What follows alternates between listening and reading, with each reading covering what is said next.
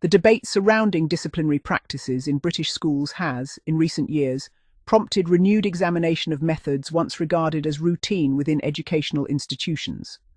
Former pupils and observers alike have reflected upon the varying attitudes of teachers and headmasters toward corporal punishment and upon the broader culture that permitted such practices to flourish.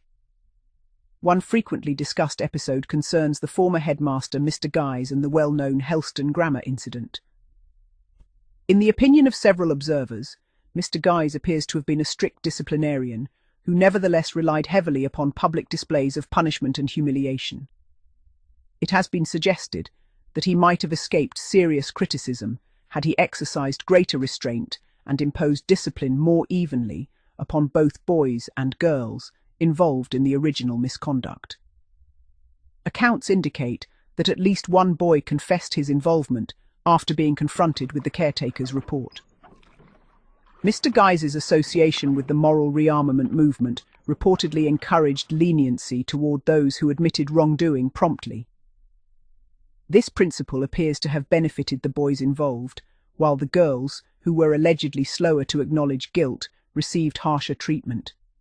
Some former pupils have speculated that, being close to retirement, the headmaster may have become less cautious in the severity and theatricality of his punishments. The controversy that followed subsequently became part of local educational history. Another teacher, remembered by former pupils as highly popular and respected, was known to threaten younger girls with over-the-knee punishment.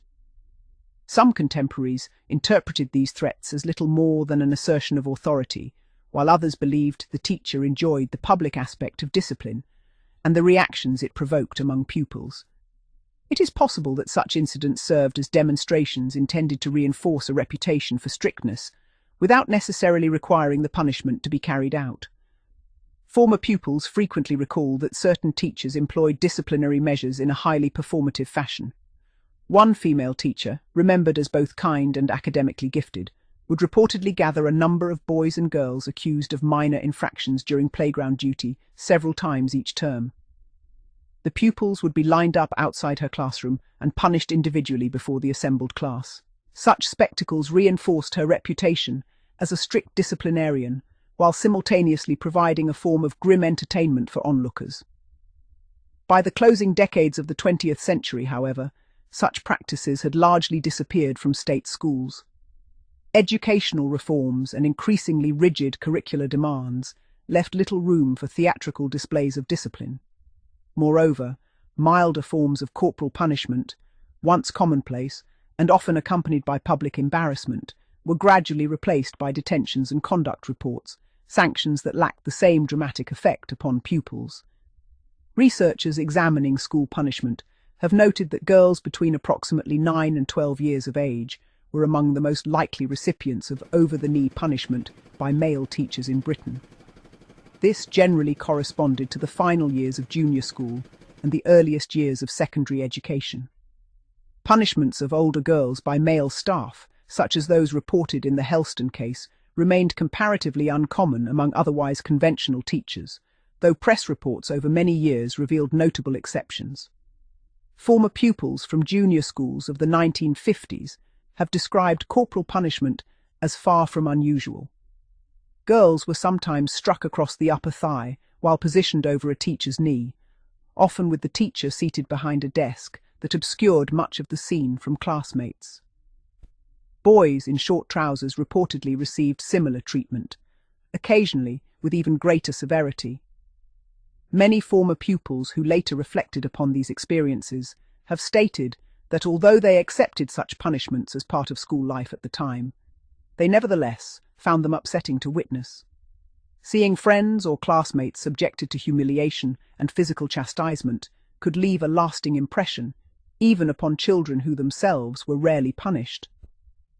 Critics of the educational system of the period often describe many state junior schools as chaotic institutions burdened by overcrowded classrooms, uneven standards of teaching, and wide disparities in pupils' abilities.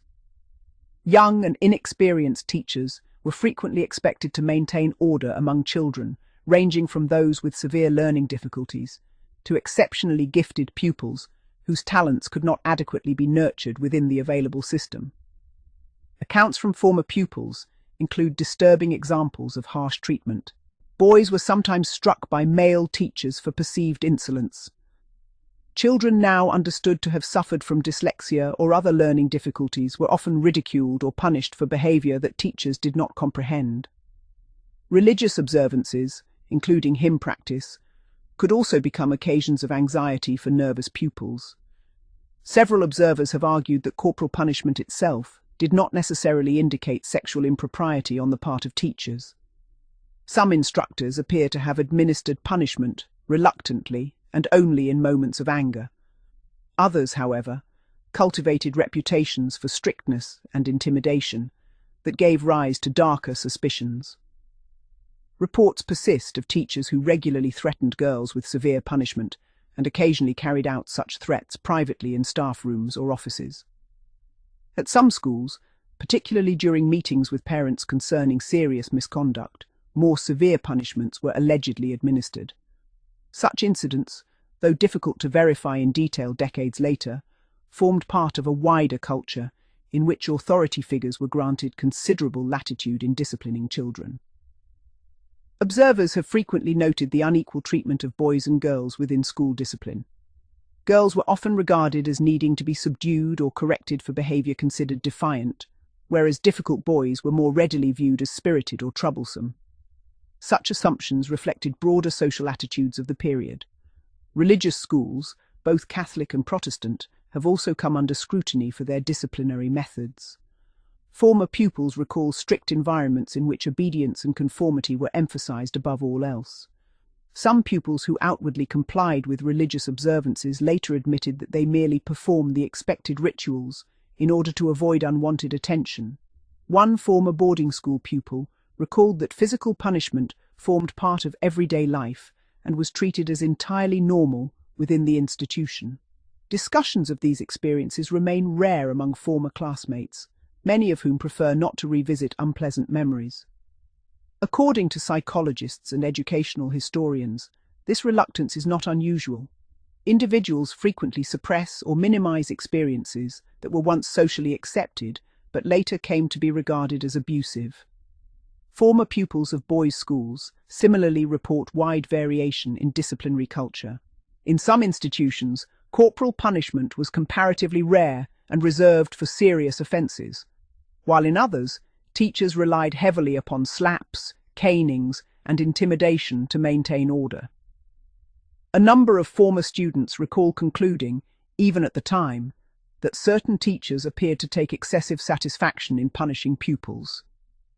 The broader question raised by these recollections concerns the nature of authority within schools.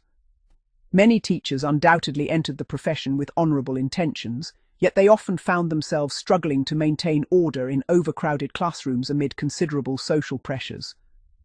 Once authority was challenged publicly, some educators believed severe punishment necessary to prevent wider disorder. This attitude reflected a broader social philosophy common during the period, that visible discipline was essential to maintaining respect and preventing chaos. Critics, however, argue that such reasoning too easily justified humiliation and cruelty, particularly toward vulnerable children. The recollections of former pupils suggest that the psychological effects of these experiences varied considerably.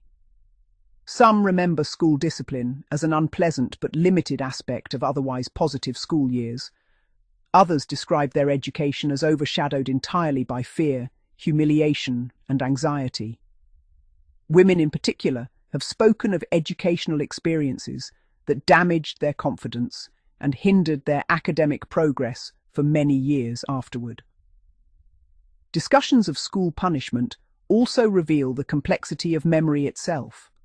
Many adults who endured harsh disciplinary practices seldom speak about them publicly. Some dismiss such experiences as merely characteristic of their era, while others prefer not to revisit childhood memories associated with vulnerability and subordination. What remains clear is that the disciplinary culture of many British schools in the mid-20th century reflected broader assumptions about authority, obedience, and social order. Corporal punishment was often regarded not simply as corrective, but as a symbolic assertion of control. In retrospect, many former pupils and commentators now question whether the maintenance of order ever justified the humiliation and fear that so many children experienced within the classroom.